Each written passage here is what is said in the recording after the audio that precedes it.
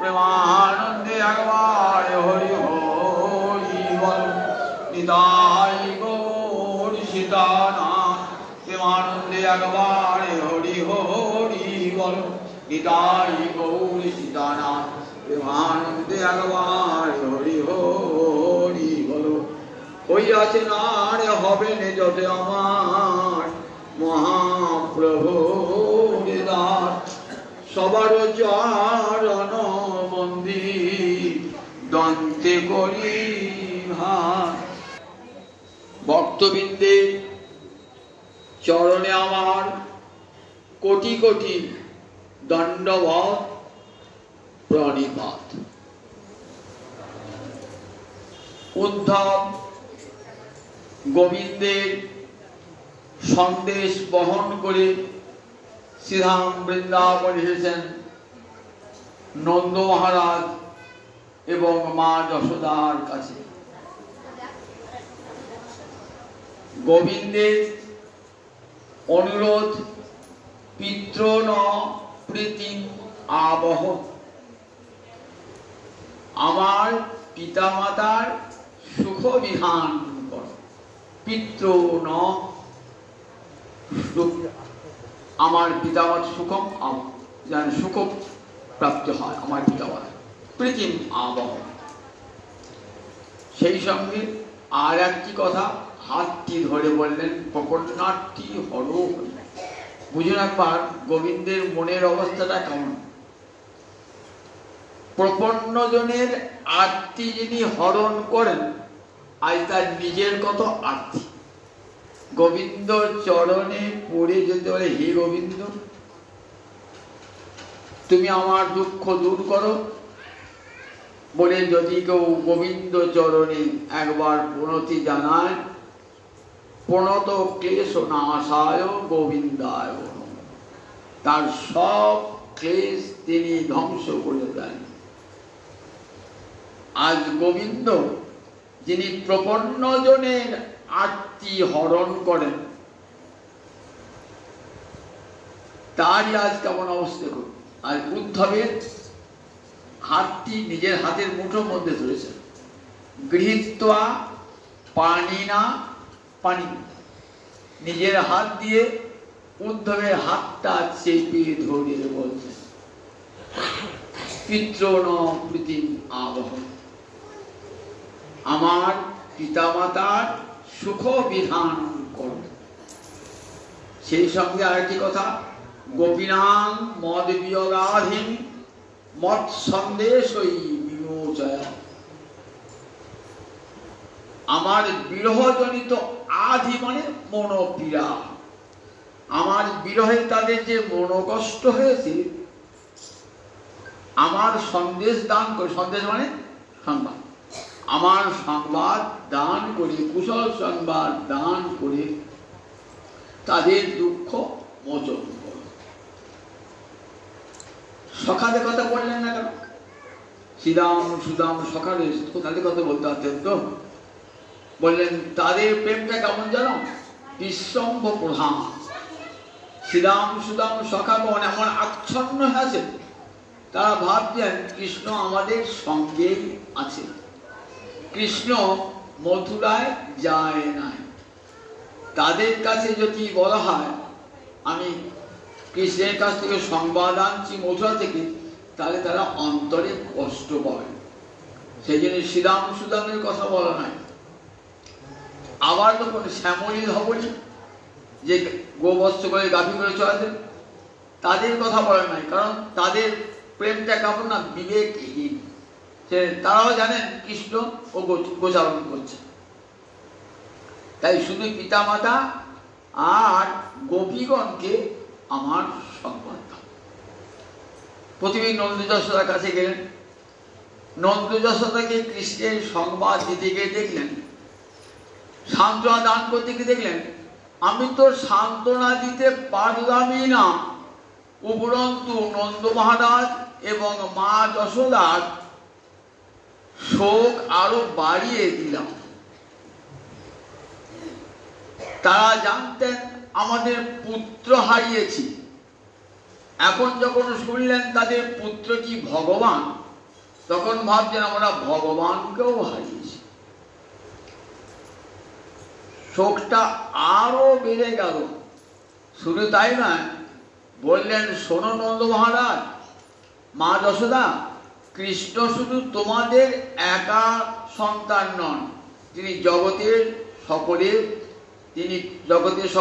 পিতা, জগতের সকলের মাতা, জগতের সকলের ধাতা, তিনি পিতামহ। কৃষ্ণের সঙ্গে কারো কখনো বিরহ হয় না। পঞ্চভূতের সঙ্গে যেমন আমাদের বিরহ হয় না, ক্ষিতি, অপ, তেজ, মরুত, বম, এই পাঁচটা ভূত আমার শরীরের মধ্যে আছে, আবার শরীরের বাইরেও আছে। কখনো বিরহ হয়? কখনো বিরহ হয় না। পঞ্চভূতের বিরহ আমার কখনো হয় না, কারণ আমার অন্তরে রয়েছে আর বাইরে রয়েছে। তাই ভগবানের সঙ্গে লিখতে আমি, ভগবান অন্তরেও আছেন, ভগবান বাইরে আছেন। দ্রক্ষত কৃষ্ণম অন্তিতি, তুমি চক্ষু মুদ্রিত করে দেখো, দেখো কৃষ্ণ তোমার কাছেই রয়েছেন। আবার যেদিকে তাকাবে সব কৃষ্ণ। সর্বং খলিদং ব্রহ্ম, উদ্ধব তো জ্ঞানের মূরতি,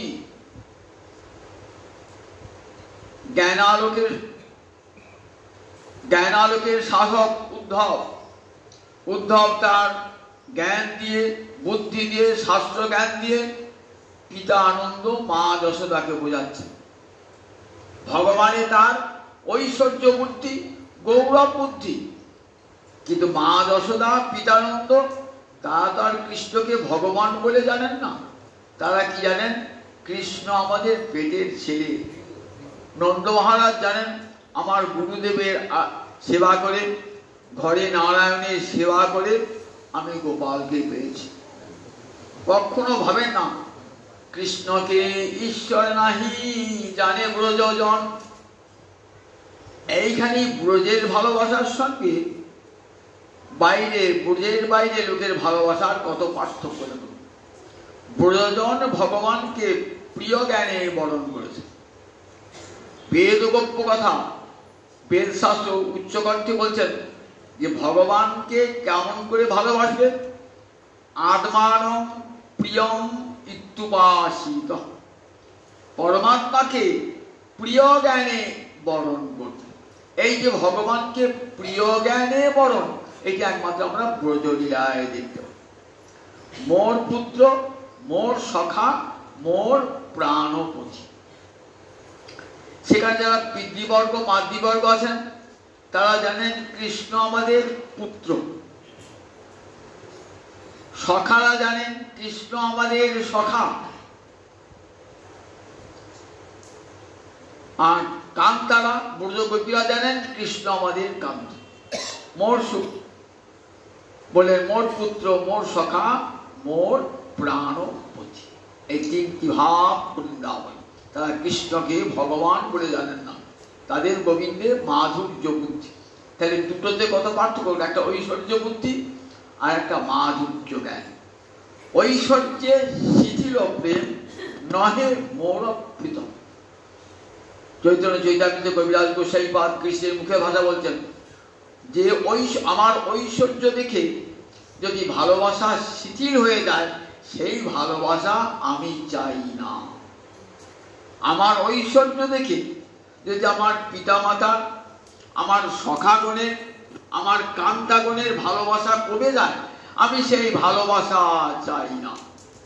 ঐশ্বর্যে শিথিল প্রেম নহে মোর।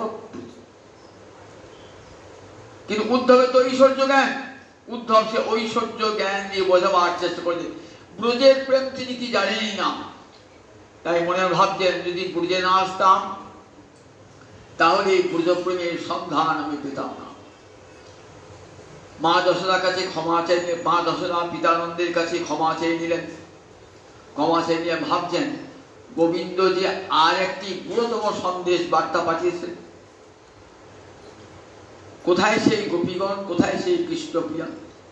সারাটা রাত্রি কেটে গেল নন্দ যশোদার সঙ্গে, সা নিশা ব্যথিতা, সারাটা রাত্রি কেটে গেল। ভোর ব্রাহ্ম মুহূর্তে উদ্ধব উঠেছেন, উঠে দেখছেন চারিপাশে কতগুলো গোপিনী তারা ঘুরে ঘুরে বলছেন, দৃষ্টা সাধকম্যং রথম কস্য অয়ং ইতি অব্রবন। সাধকম্য মানে সোনা দিয়ে তৈরি রথ। মথুরা থেকে রাজদূত আসছে, তো কে চলে আসবে? সোনার রথে চড়ে এসেছেন উদ্ধব।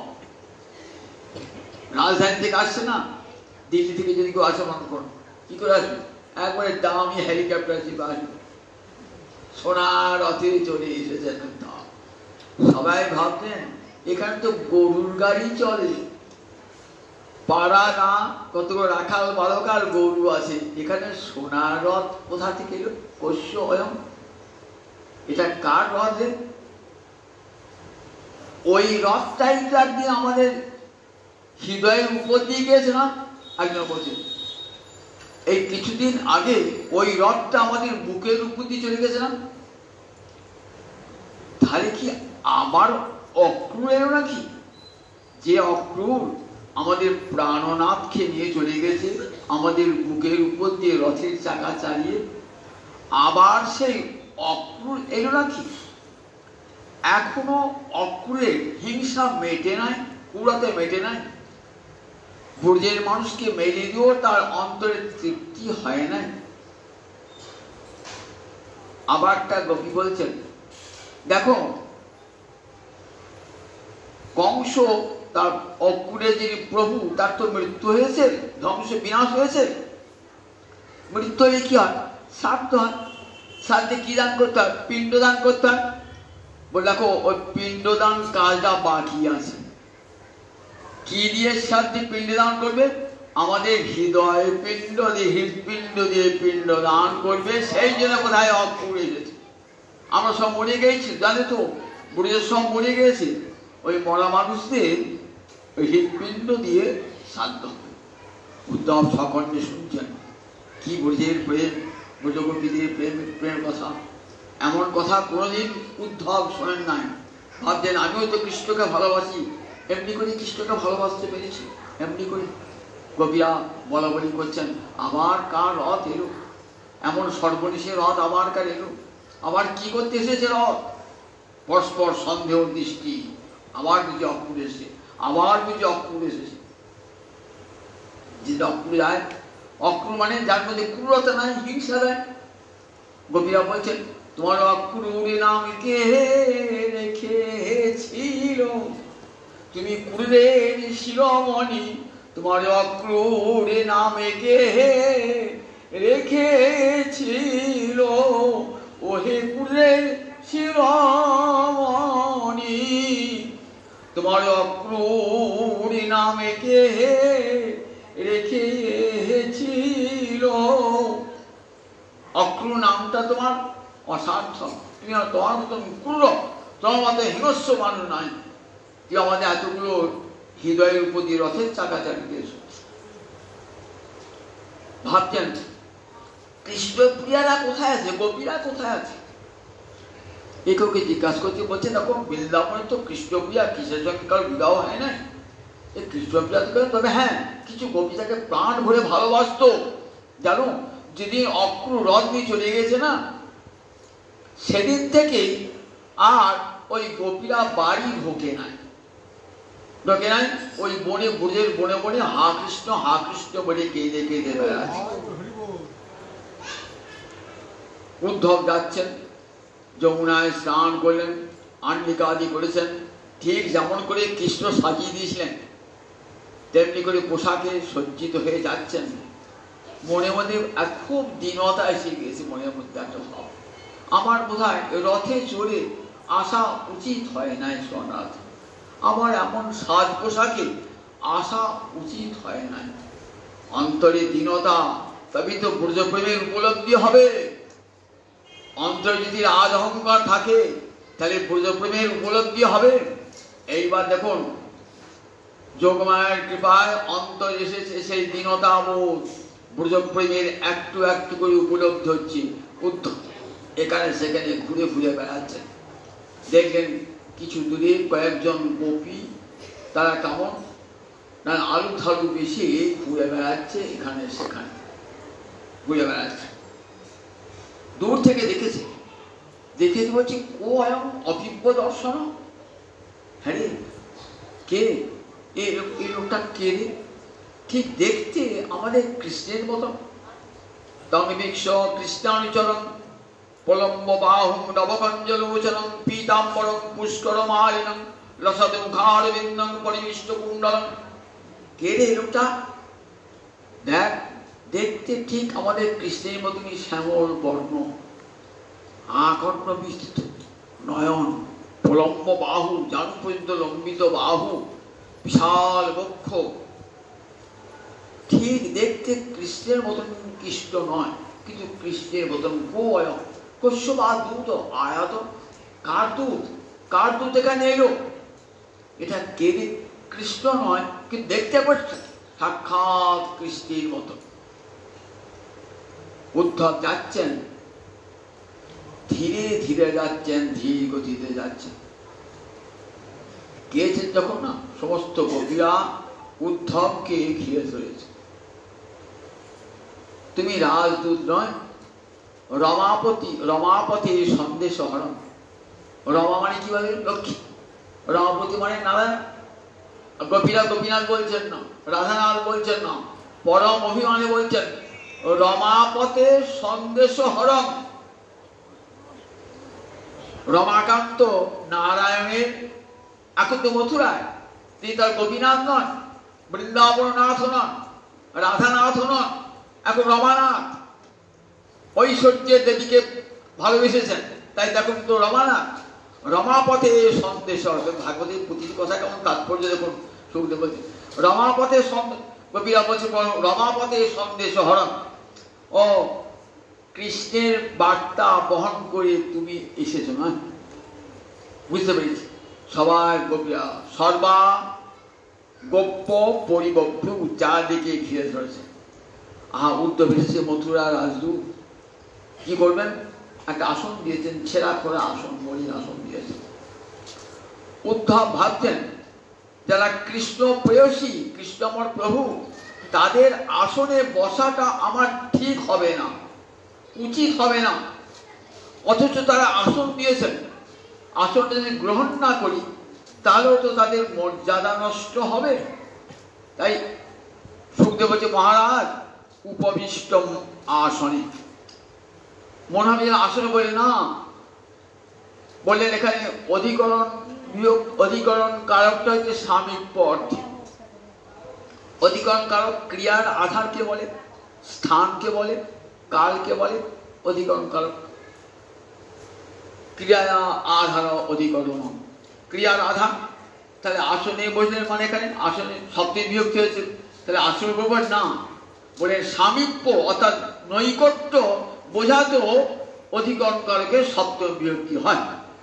এখানে আসনটাকে ছুঁয়ে আসনের কাছে বসলেন, তাদের মর্যাদা রক্ষাও করা হলো, আবার নিজের দৃঢ়তাও প্রকাশ করা হলো।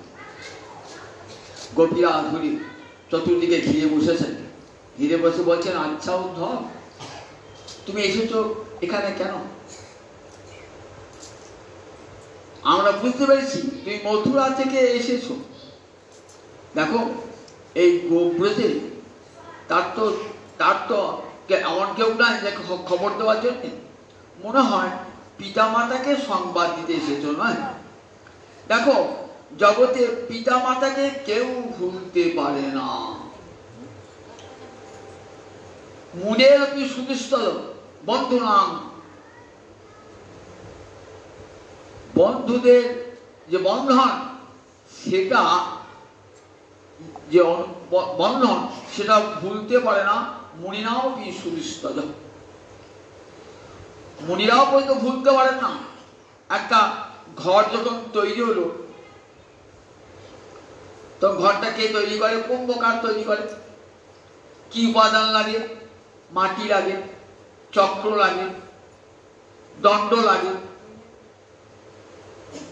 ঘরটা তৈরি হওয়ার পর ঘরটা যদি বলে যে আমি চক্রদণ্ডের ধার ধারি না, চক্রদণ্ড কি জানি না, সে দেখে না চক্রতন্ত্রকে, কিন্তু মাটিকে সে অস্বীকার করতে পারে না, কারণ মাটি তার গায়ে লেগে আছে। তো তাই মাকে অস্বীকার করতে পারে না, বাবাকেও অস্বীকার করতে পারে না। জগতে মুনের সুদৃষ্টজ স্নেহানুবন্ধ, এই বন্ধনাং স্নেহানুবন্ধ মুনের সুদৃষ্টজ। মহামহা মুনিরাও কখনো ভুলতে পারেন না। সংসার আশ্রম ত্যাগ করে আমার মহাপ্রভু ভুলতে পেরেছিলেন মাকে? বলছি গৌর দেশে আমার দুই সমাশ্রয়, জাহ্নবী আর জননী। আমার জাহ্নবী মা গঙ্গা আর আমার জননী, এই দুটিকে আমার মহাপ্রভু ভুলতেই পারেন নাই। মাকে কেউ ভুলতে পারেন নাই, ভগবানও মাকে ভুলতে পারেন না। রামচন্দ্র বনবাসে গিয়েছেন, মায়ের জন্য কাঁদতে কাঁদতে গিয়েছে। মাকে কেউ মনের অতি সুদৃষ্টজ। অন্যথা গোব্রজে তস্য স্মরণীয় ন চক্ষ্মহি, ওই মা বাবা ছাড়া আর এই গোব্রজে গরু চড়ানোর মাঠে তার বা কেই আত্মীয় স্বজন আছে? কেই বা আত্মীয় স্বজন আছে? তা বেশ ভালো হয়েছে, ছেলে এখন তো রাজা হয়েছে। দেখুন রাজা হন নাই কিন্তু কৃষ্ণ, কৃষ্ণকে মথুরায় রাজা হন নাই। অনেকের ভুল ধারণা আছে কৃষ্ণকে মথুরায় রাজা হয়েছে, কীর্তনিয়ার গান করে বলে না, কোনোদিনই কৃষ্ণ রাজা হন নাই। কেন হন বলুন দেখি? কৃষ্ণকে রাজা হলেন না, হতে পারতেন তো বংশ বধ করে। কৃষ্ণ যদু বংশের সন্তান, আর ওই যদু বংশের উপর অভিশাপ ছিল। কে অভিশাপ দিয়েছেন? যজাতি, রাজা যজাতি। কেন? তার জরাটা নেয় নাই যদু, তার শ্বশুর শুক্রাচার্য অভিশাপ দিয়েছিল। যজাতির স্ত্রীর নাম কি ছিল? দেবযানী। দেবযানী পিতাকে ছিলেন শুক্রাচার্য, অসুরদের গুরু। অভিশাপ দিয়েছিলেন তুমি যৌবনে জরাগ্রস্ত হও। সেই জরাটা বললেন, যখন দেবযানী বললেন বাবা এ কি করলি, আমার স্বামীকে তুই যৌবনে বুড়ো করে দিলেন। বলে দেখ আমি তো অভিশাপ দিয়ে ফেলেছি, কোনো উপায় নাই। বললে যদি কেউ ওর জরাটা কেউ নেয় তাহলে আবার যৌবন ফিরে পাবে। কে আর নেবে? নিজে ছেলে কি বলতেছে? যদু বলে, যদু বড় ছেলে বলে না বাবা আমি জরা নেব না, জরা নিলে আর কৃষ্ণ ভজন হবে না। পিতা তোমাকে জরাটা যৌবনটা দিতাম যে তুমি কৃষ্ণ ভজন করতে, তুমি তো ভোগ বিলাসে কাটাবে, তুমি তো ভোগ বিলাসে কাটবে, ভোগ বিলাসে কাটাবার জন্য আমি যৌবন দেবো না, যৌবন কৃষ্ণ ভজন করবার জন্য তাই দেবো না। তাই বলে আমার রাজ্য তুমি কোনোদিনই পাবে না।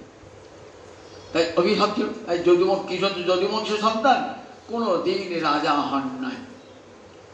আর গান সব বলে না কুবজা রানী হয়েছে, এসব কীর্তনের গড়ে গড়ে কল্পনা বলে। কুবজাও রানী হন নাই, গোবিন্দ রাজা হন নাই। কে রাজা হয়েছিলেন? কংসের পিতা উগ্রসেন রাজা হয়েছিলেন। কৃষ্ণ মন্ত্রণা নিতেন কিন্তু রাজা হন নাই, মানে পরোক্ষে কৃষ্ণ রাজ্য চালাতেন, তাই কৃষ্ণকে রাজা বলা হয়। আর রাজা হয়েছেন তো গোপীরা বড় মহিমানে বলছেন, রাজা হয়ে বাপ মায়ের খবর পাঠিয়েছেন, সোনা রথে চড়ে দুধকে পাঠিয়ে। ছেলে বড় হলে বাবা মাকে এমনি করেই অবজ্ঞা করে, নিজে আসতে পারে না, আবার পাঠিয়েছে অন্য একটি বন্ধুকে পাঠিয়েছে, আবার সেও কত সাজ পোশাক করি, যে মা বাবা কেঁদে কেঁদে অন্ধ হয়ে গেল, আর সেই মা বাবাকে সান্ত্বনা দান করবার জন্য একজন মহামূল্যবান পোশাকে সজ্জিত রথে চড়ে বন্ধু এসেছে সংবাদ দিতে। খুব লজ্জা পাচ্ছেন অন্তরে উদ্ধব, ছি ছি ছি ছি, বৃন্দাবনে ধুলিতে গড়াগড়ি দিতে দিতেই ভালো হতো, কেন আমাকে কিন্তু বন্ধু আমাকে পরিয়ে দিলেন এই পোশাক, এসেছি খুব অন্তরে দীনতা, এইভাবে আমার আশা ঠিক হয় না মনে হয় পাচ্ছে। আচ্ছা উদ্ধব, একটা প্রশ্নের উত্তর দেব আমাদের। কি প্রশ্ন? দেখো জগতে যে ভালোবাসা স্বার্থের উপর এবং অর্থের উপর নির্ভর করে সেটা থাকে না। জগতের সব ভালোবাসা এই দুটো জিনিসের উপর নির্ভরশীল, একটা স্বার্থ আর একটা অর্থ, একটা স্বার্থ আর একটা অর্থ। স্বার্থ ফুরিয়ে গেলে আর ভালোবাসা থাকে না, অর্থ ফুরিয়ে গেলে আর অতি বন্ধুজন সে দূরে কেটে পড়ে।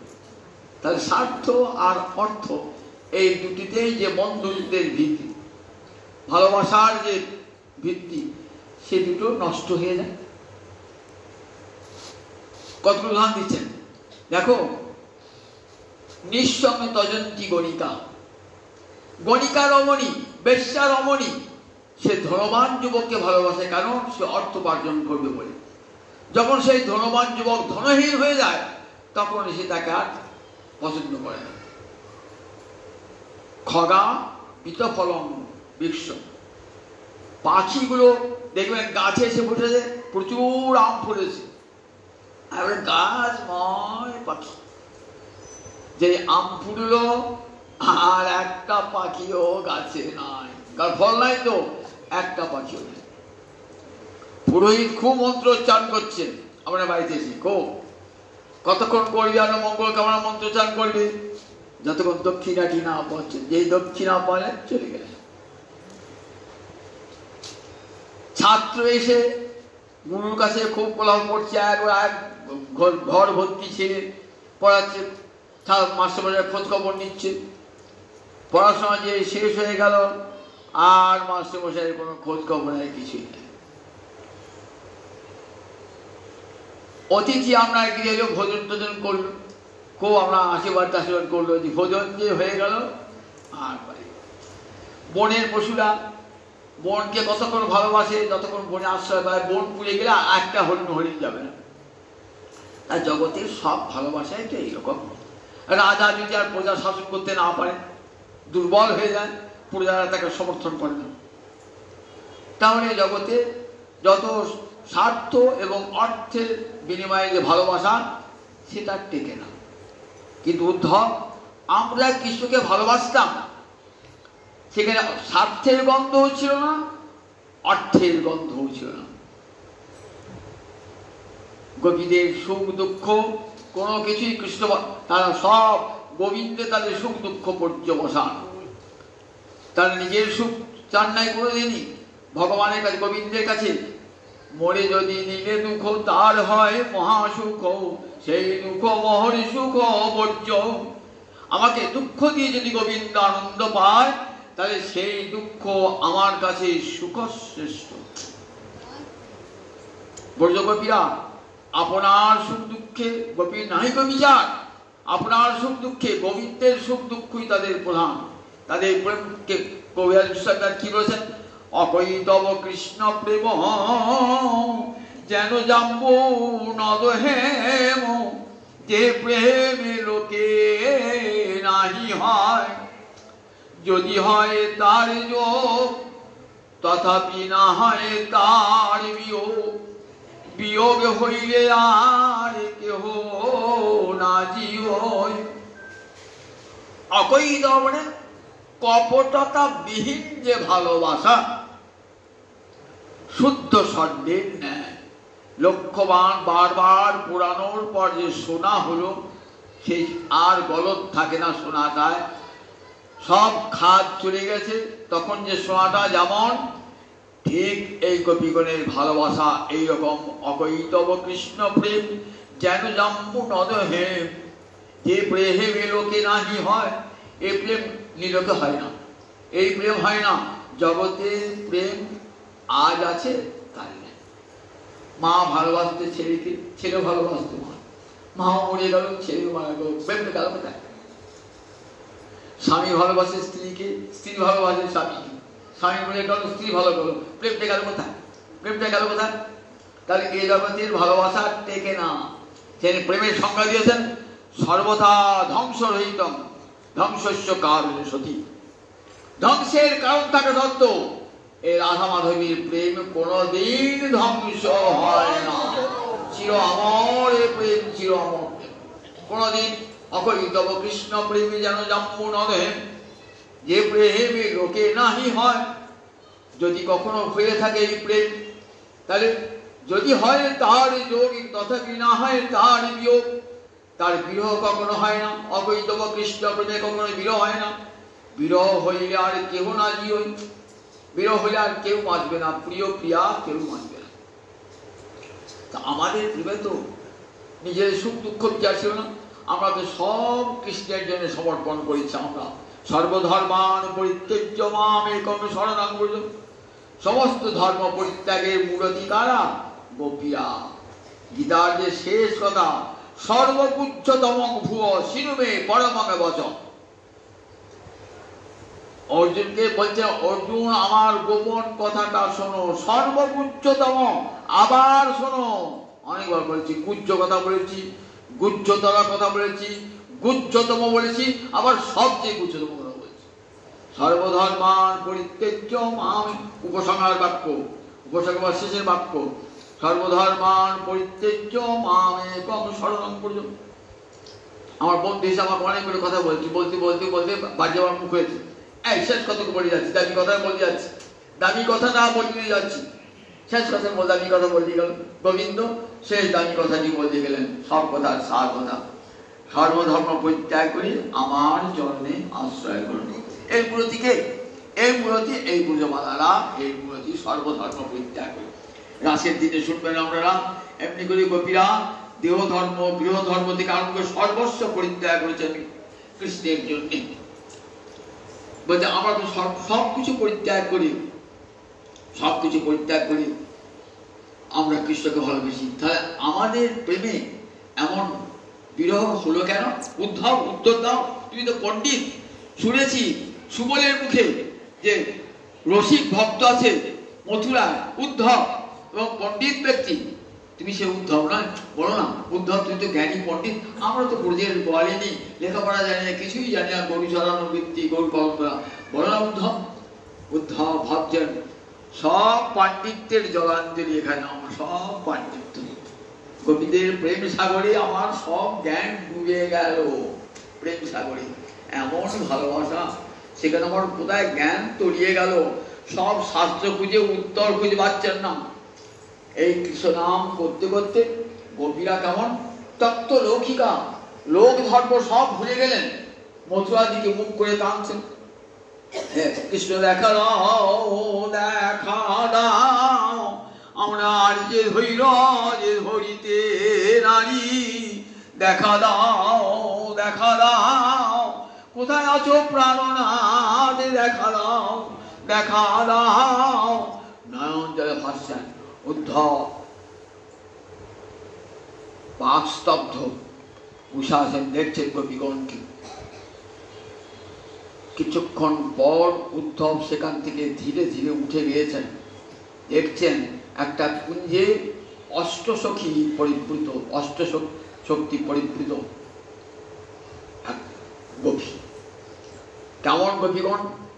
বললেন ক্ষীণ দেহা, ক্ষীণাঙ্গা, অঙ্গগুলো ক্ষীণ হয়ে গেছে, স্বস্ত কেশা, মাথার চুলগুলো আলু থালু হয়ে গেছে, মল সবল পটা, কাপড়গুলো ছিন্ন হয়ে গেছে, বহুদিন ময়লা কাপড়, মল সবল পটা।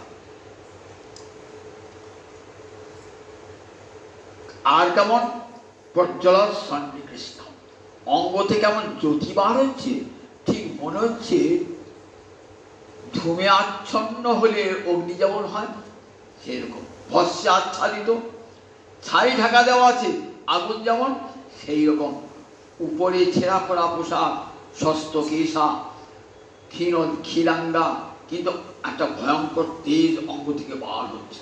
মহাভাবের দ্যুতি, সব মহাভাব স্বরূপিত মহাভাবের দ্যুতি ঠিকরিয়ে বেরিয়ে আসছে যেমন থেকে, যেমন আমার মহাপ্রভু অঙ্গ হতে মহাভাবের দ্যুতি বেরিয়ে আসছেন, মহাভাবের দ্যুতি, ঠিক সেই রকম দ্যুতি বেরিয়ে আসছে। আর ললিতার কোলে শুয়ে আছেন এক অপূর্ব গোপী। কি অপূর্ব গোপী, দূর থেকে দেখছেন গোপীকে, কাঁদতে কাঁদতে কি বলছে? অতি শীতল মলয়ানিল মন্দ মন্দ বহনা, হরি বৈমুখী হামারি অঙ্গ মদনা নলে দহনা। অতি শীতল মলয় আনিল, মলয় বাতাস কখন বয়? পড়ুন দেখি, বসন্তকালে মলয় বাতাস বইছে, অতি শীতল মলয় আনিল, যখন তপ্ত হয়ে যায় শরীর তখন মলয় বাতাস শরীর জুড়িয়ে দেয়। অতি শীতল মলয়া নিল, মন্দ মন্দ বহনা, ধীরে ধীরে বাতাস বইছে। হরিবৈমুখী হামারি অঙ্গ, কৃষ্ণ বিমুখী আমার অঙ্গ, মদনানলে দহনা, আমার দেহটা মদনাগুনে পুড়ে গেল। সখী বাতাসকে বল, ও যেন প্রবাহিত না হয়, বাতাসকে বল, বল বাতাসকে, ওই কোকিলকে কুকুরা কুকুরা করতে বন্ধ কর। ওই দেখ ভ্রমর ভ্রমর কেমন, কোকিলাগণ কুহু কৌশলে ঝঙ্কারে ওই কুসুমে, ওই দেখ কোকিলাগণ কুহু কুরব করছে, ওই অলিগণ ভ্রমরগণকে গুনগুন স্বরে গান গাইছে। নিষেধ কর, নিষেধ কর, আমার কানে লাগছে, নিষেধ কর সখী, নিষেধ কর। দেখ সখী, আর বিরহ যন্ত্রণা সহ্য করতে পারি না। কেমন গড়ল গড়ল গ্রামাদেবী ক্ষোভন, গড়ল গ্রামাদেবী ক্ষোভন, বিষের চেয়েও ভয়ঙ্করী ললিতা বিশাখা, কৃষ্ণ বিরহ জ্বালা, দম্ভলে দুঃসহ, দম্ভলে অর্থাৎ বজ্রের চেয়ে সুদুঃসহ, আমি আর সহ্য করতে পারছি না। রাধানী কেমন ক্ষোভ দেখো অন্তরে, কৃষ্ণ বিরহে যার বিরহে আগুন জ্বলছে রাধানীর হৃদয়ে। আর নয়ন বাড়ি নাই। লজ্জা বলছেন রাধানী আর কাঁদিস না, আর কাঁদিস না, দেখ আমি যে না কেঁদে থাকতে পারছি না, থাকতে শোন আমি মরবো ঠিক করেছি, মরিব মরিব সখী নিশ্চয় মরিব। ললিতা বলছে দেখ তুই যদি মরে সুখ পেতিস না, তাহলে আমার বলতে তুই মর, তুই মরিতে সুখ পাবি, তুই মর। আমরা বলতাম কারণ আমার চাই তোর সুখ, তো তুই যদি মরে সুখ পাস, কিন্তু মরে সুখ পাবি না। কেন মরে সুখ পাবি না? যদি কৃষ্ণ কৃষ্ণ বলে প্রাণ ত্যাগ করিস, আবার পরজন্মে আবার কৃষ্ণ পাবি, তখন আবার কৃষ্ণের জন্য কাঁদতে হবে, আবার কৃষ্ণের জন্য কাঁদতে হবে, আবার কৃষ্ণের জন্য কাঁদতে হবে, তাহলে আবার তোকে কাঁদতে হবে। তাহলে তাহলে এক কাজ কর, শোন ললিতা, শোন বিশাখা, রাধারানী, এক কাজ কর, তুই ব্রহ্মজ্ঞান লাভ কর, ব্রহ্মজ্ঞান লাভ করে কৃষ্ণের জন্য কাঁদতে হবে না। তবে ব্রহ্মজ্ঞানের শিক্ষা দে, ব্রহ্মজ্ঞানের শিক্ষা দে। আমি তো ব্রহ্মজ্ঞান জানি না, ও বিশাখা জানি, বিশাখা পড়াশোনা করা পণ্ডিত আছে, বিশাখাকে বল। বিশাখা ব্রহ্মজ্ঞান শেখাচ্ছে, কেমন করে চাই বেদ অধ্যয়ন করতে হয়, কেমন করে সমদমতি তীক্ষা উপলব্ধি করতে হয়। আর কাঁদছে রাধারানী। কাঁদছিস কেন? ব্রহ্মজ্ঞানে কাঁদে, ব্রহ্মজ্ঞানীরা কাঁদে না, তুই কাঁদছিস কেন? বলছি দেখ তুই যতবার ব্রহ্মজ্ঞান দিচ্ছিস না, আমার সম্মুখী আছে নবনীরদ নিন্দিত কান্তি ধরন, রসসাগর নাগর ভূপবরম, আমি দেখি দাঁড়াইয়ে আছে আমার হৃদয় কদম্ব মূলে দাঁড়াইয়ে আছে রে, সেই শ্যামল তনু মোহন বেনু দাঁড়াইয়ে আছে রে, আমার হৃদয় মন্দির আলো দাঁড়াইয়ে আছে রে। তুই ব্রহ্মজ্ঞান বুঝেছিস কোথায়? দেখছি সেই ব্রহ্ম নবনীরদ নিন্দিত কান্তি ধরম, রসসাগর নাগর গৌরম, ব্রহ্মজ্ঞান। তাহলে তাহলে কি করবো বল দেখি? রাধানী কেমন দেখুন বলছেন, ব্রহ্মাণ্ড ক্ষোভকারিত্ব, ব্রহ্মাণ্ড ক্ষোভ সৃষ্টি করে রাধানী। এই যে ক্ষোভ বলছেন, যখন পাতালে চলে গেল, বাসুকী নাগের মাথা নড়ে উঠল, যখন উপরে গেল তখন উপরে সমস্ত দেবলোক স্তব্ধ, দেবতাদের অঙ্গে ঘাম ঝরছে, নারদ তুম্বুর তাদের গান বাজনা সব বন্ধ হয়ে গেছে। বৈকুণ্ঠ পর্যন্ত লক্ষ্মী দেবী কাঁদছেন রাধানী বিরহে। আর যমুনার তীরে দাঁড়িয়ে একটা মালতী লতাকে আলিঙ্গন করেছে, বলছেন ললিতা আমি তো মরবো, এই মালতী গাছটা আমি লাগিয়ে গেলাম, এতে ফুল ফুটবে, জানিস আমার বড় সাধ ছিল এই মালতী গাছের ফুল ফুটবে, আর সেই মালতী ফুলের মালা আমার প্রাণনাথের গলায় পরিয়ে দেবো। তা আমি তার পারলাম না, এই মালতী ফুল ফুটবে জানিস, তখন কি করবে, কৃষ্ণ যখন বৃন্দাবনে আসবে না, তখন এই মালতী ফুলের মালা গেঁথে আমার প্রাণনাথের গলায় পরিয়ে দিবি, বলবি এই ফুল গাছটি তোমার হতভাগিনী রাধারানী লাগিয়ে দিয়েছিল, তোমার আর রাধারানী তার বিদেহী আত্মা আনন্দ পাবে। কাঁদছেন তো, নয়ন জলে ভাসছেন, আর যমুনার জলে কচ্ছপ মৎস্য সব তারা তাদের রোদনম তিরস্তাম বিরোদনম ব্রহ্মাণ্ড ক্ষোভকারিত্ব। শ্রী গোস্বাইপাদ গোপাল চম্পুতে বিস্তারিত বর্ণনা দিয়েছে। গোপাল চম্পু আর চম্পু কাব্য, সংস্কৃতে এক জাতীয় কাব্য আছে যেটা চম্পু কাব্য। গদ্য পদ্যময়ং কাব্যম চম্পিত বিধি আছে, কিছুটা গদ্যে কিছুটা পদ্যে লেখা। বিশাল গোপাল চম্পি কিছুটা বর্ণনা বিরাজ করে বলছেন। এই যে বলে একজন গোপীকে দেখলেন, তো একজন গোপীটা কে? বলছে অগ্নিপুরাণে ঋষি বলেছেন, বলছেন দেখো সমস্ত গোপীরা গোপ্য পপ্রচ্ছুর শশী কৃষ্ণানুচরম উদ্ধব। কৃষ্ণানুচর উদ্ধবকে সমস্ত গোপীরা কত প্রশ্ন করলেন, তো তত্ত্বইকাং রাধিকাং বিনা, একমাত্র রাধা রানী কোনো প্রশ্ন করেন নাই। কেন রাধারানী করেন নাই, প্রশ্ন করেন না কেন? রাধারানী তখন কারণ বাসনায়া বিরমিতা, সমস্ত বাসনা থেকে নিজেকে নির্মুক্ত করেছেন। নির্বেদ ভাব এসেছে, না আর কৃষ্ণকে ভালোবাসবো না, ভালোবাসার এত জ্বালা আর ভালোবাসবো না, আমি বাসনাহীন হয়ে মরব। বাসনাহীন হয়ে মরলে আর আমার মুক্ত হয়ে যাব। তাই বাসনায়া বিরমিতা, সমস্ত বাসনা থেকে রাধারানী তদ্ভাব সংলীনা, কৃষ্ণ ভাবে মহাভাবে সংলীন হয়ে সমস্ত বাসনা থেকে মুক্তি পাবার জন্যে কেমন অবস্থায় নির্বেদ সঞ্চারী ভাব উঠেছে। 33টা সঞ্চারী ভাব আছে। এই ভাব কেমন না, ওই স্থায়ী ভাব সমুদ্রে একবার ওঠে, উন্মজ্জতে নিমজ্জতে, ওঠে আর যখন উঠছে দেখবেন সমুদ্রের থেকে ঢেউ উঠছে না, তলা থেকে ঢেউটা উঠছে, তো সমুদ্রের তলায় কি থাকে? রত্ন থাকে। সমুদ্রের তলায় যখন ওঠে দেখবেন দু একটা রত্ন ছিটকিয়ে পাড়ে পড়ে যায়। বলছেন দেখো এই যে রাধারানী ভ্রমণ গেছি না, শুনলে পরে কি হবে? বলে রত্ন পেয়ে যাবে। বলে তাই কিয়দান উদা ছিন্নতাম সদা, সবচেয়ে কান পেতে শোনো, ভজনের অঙ্গ হয়ে যাবে। এমন ভজন অতি কঠিন কর্কশ হৃদয় দ্রবীভূত হয়ে যাবে রাধা রানীর এই ভ্রমণ গীতির কথা শ্রবণ করলে পারে। বলে যদিও রাধাকে অর্থ পাওয়া যায়, গোসাইপাদ বলছেন রাধায়া বাগর্থ কেন বা বেদ্য তৎকৃপাং বিনা। রাধার যে কথাগুলি বলছেন তার অর্থ কে বোঝে? তার অর্থ বোঝবার শক্তি কারো নয়। তৎকৃপাং বিনা, হে রাধারানী তুমি কৃপা করো যাতে তোমার কথার অর্থ আমরা উপলব্ধি করতে পারি। গোস্বাইপাদগণ সব মঞ্জরি, সনাতন গোস্বাইপাদ, শ্রীজীব গোস্বাইপাদ সব ব্রজের মঞ্জরি, রাধারানী প্রাণের সখিদারা, তাই তারাই যে অর্থ করেছেন সেই অর্থে আমাদের গ্রহণযোগ্য। বলছেন তত্ত্বইকাং, একমাত্র রাধারানী কোনো প্রশ্ন করেন না, তিনি কাঁদছেন মরিব মরিব সখী নিশ্চয় মরিব, কানু হেন গুণনিধি কারে দিয়ে যাব। শোন বিশাখা, শোন ললিতা, আমি তো মরতে পারি, কি মরু আমি শান্তি পাচ্ছিলাম। আমি কানু হেন গুণনিধি কারে, কেউ যে কৃষ্ণ সেবা জানে না, কারে দিয়ে যাব আমি, কেউ তো কৃষ্ণ সেবা জানে না। কৃষ্ণ সেবা জানে না, আমি কাকে দিয়ে যাব? সখী দেখ, আমি তো কৃষ্ণবিহীন জীবন রাখবো না।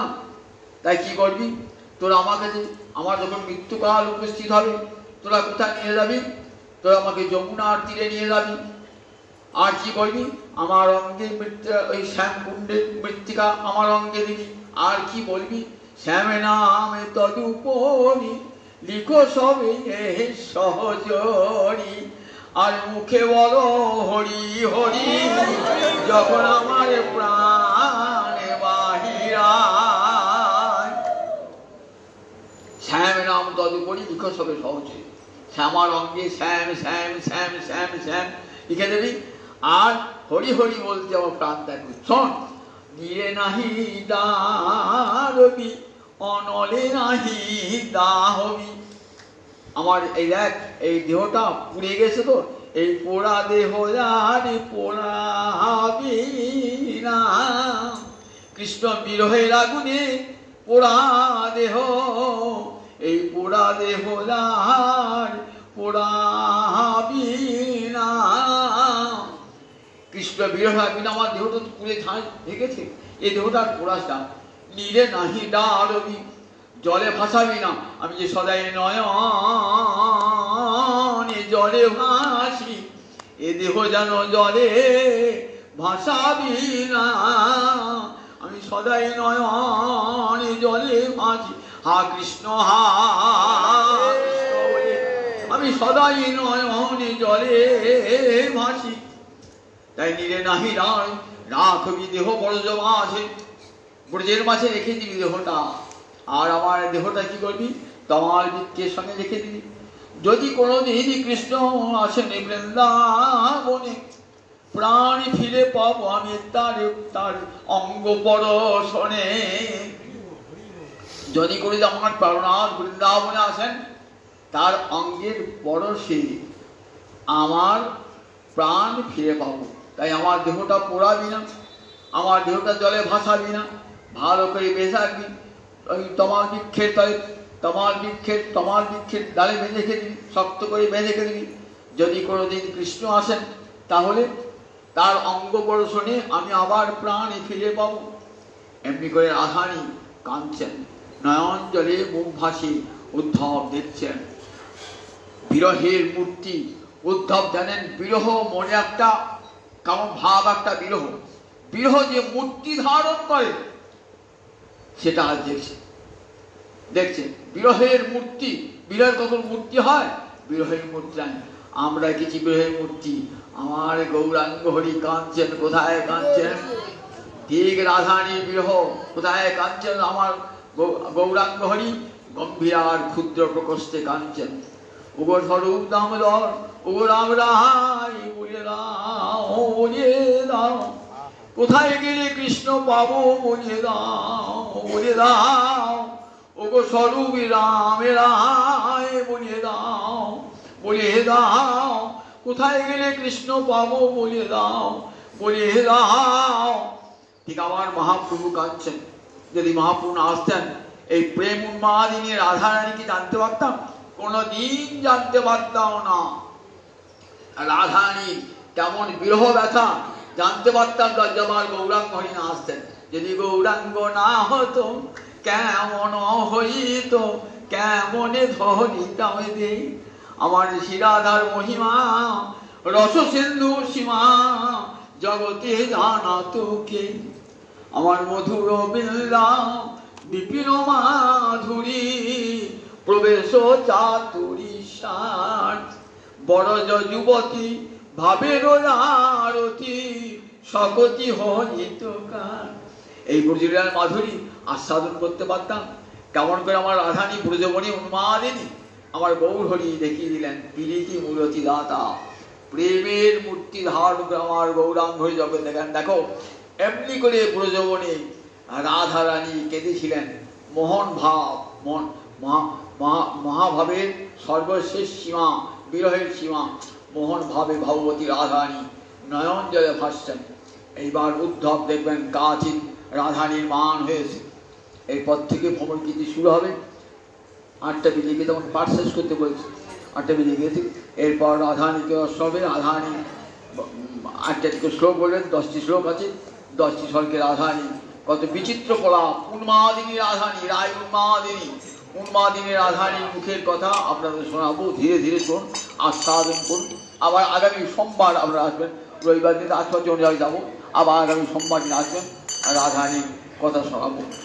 জয় দায়, জয় দায়।